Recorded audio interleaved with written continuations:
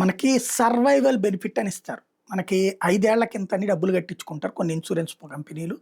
మనం పోతే ఇంత, మనం బతికుండి కాలో, చెయ్యో పని చేయకపోతే, లేకపోతే పూర్తిగా పని చేయకపోతే ఇంత, లేదంటే నెలకి, ఏడాదికి ఇంత ఇట్లాగా లెక్కనమాట. ఓ 85 ఏళ్ల దాకా ఇస్తారు.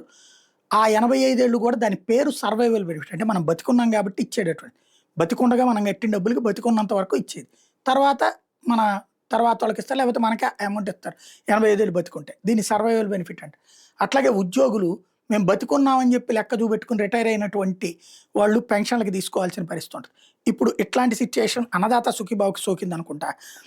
ఓ మహిళా రైతు బతికున్న రికార్డులో ఆమెను చంపేశారు. అధికారుల తప్పిదంతో ఆ మహిళకి శాపంగా మారినటువంటి అంశం ఇది. అన్నదాత సుఖీభావ అధికారులు అలసత్వంగానే ఒక దక్కాల్సిన పీఎం కిసాన్ పరిహారం చేజారిపోయింది.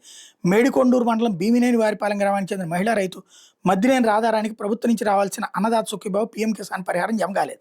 దీంతో విషయం తెలుసుకుందాం నా బుధవారం గ్రామంలోని అన్నదాత సుఖీభావ కేంద్రానికి వెళ్ళింది. అక్కడ సిబ్బందిని తన స్టేటస్ చెక్ చేయమని కోరింది. కంప్యూటర్ వివరాలు పరిశీలించిన సిబ్బంది ఒక్కసారిగా నీళ్లు నవ్వలేరు. సిబ్బంది చూపించిన వివరాల ప్రకారం రాధారాన్ని మరణించినట్టు ఆన్లైన్ రికార్డులో నమోదై ఉండటంతో రాధారాన్ని ఆవేదన వ్యక్తం చేసింది.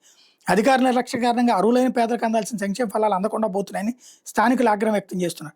క్షేత్రస్థాయిలో పరిశీలన చేయాల్సిన అధికారులు ఇష్టారాజ్యంగా రికార్డులు ఎలా మారుస్తారని గ్రామస్తులు మండిపడుతున్నారు. ఇప్పటికైనా ఉన్నతాధికారులు స్పందించి రాధారాయణ రికార్డును సరిచేసి ఆమెకు రావాల్సిన అన్నదాత సుఖీభావ పీఎం కిసాన్ పరిహారం అందేలా చూడాలని కోరుతున్నారు. ఈ జరగవు సావు ఏళ్ల తరబడి ఏడిపించుకు తింటారు ఇటిట్లో.